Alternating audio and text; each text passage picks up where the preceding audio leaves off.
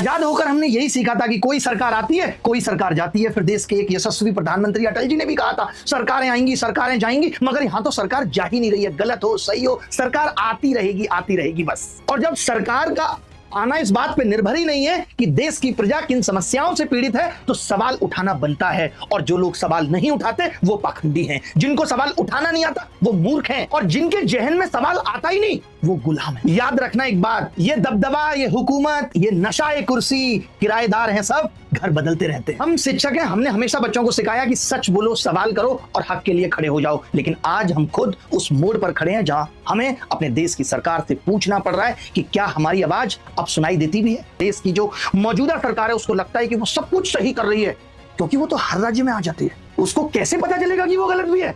उसको लगता है वो सब कुछ ठीक कर रही है। ये विपक्ष बेवकूफ है जो किसी बात को उठा रहा है, और जो लोग पार्टी में अंदर, उनकी इतनी हिम्मत नहीं है कि वो ये आवाज उठा सके कि देश में कुछ गलत हो रहा है, क्योंकि वो तो खुद के दम पे जीत कर ही नहीं आए। आज इस देश में सिर्फ एक राष्ट्र, एक चुनाव, वन मैन शो हो रहा है।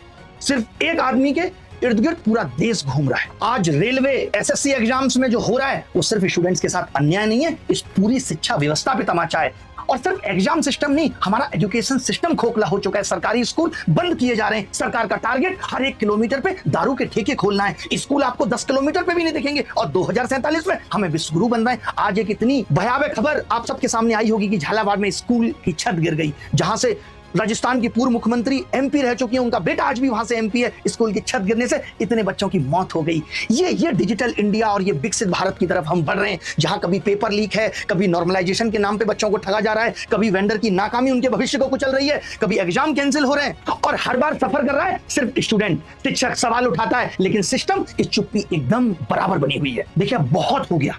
31 जुलाई हम देश भर के सभी शिक्षक मिलकर जाएंगे डीओपीटी मिनिस्टर से मिलने, और हमारी गुजारिश रहेगी, अगर इन समस्याओं से निजात पाना है तो बड़े कदम तो उठाने पड़ेंगे। और हम ये बिल्कुल भी नहीं चाहते, हम किसी सरकार के खिलाफ नहीं है, हम सरकार की नीतियों के खिलाफ है, सरकार की उस घटिया मानसिकता के खिलाफ है जिसको एजुकेशन सिस्टम, एग्जाम सिस्टम के खराब होने से कोई फर्क नहीं पड़ता। उसको ये नहीं लगता कि विकसित भारत बनाने के लिए, भारत को विश्वगुरु बनाने के लिए एजुकेशन सिस्टम और एग्जाम सिस्टम कितना जरूरी है, सरकार को अच्छे से चलाने के लिए कितना जरूरी है अच्छे लोगों की भर्तियां। तो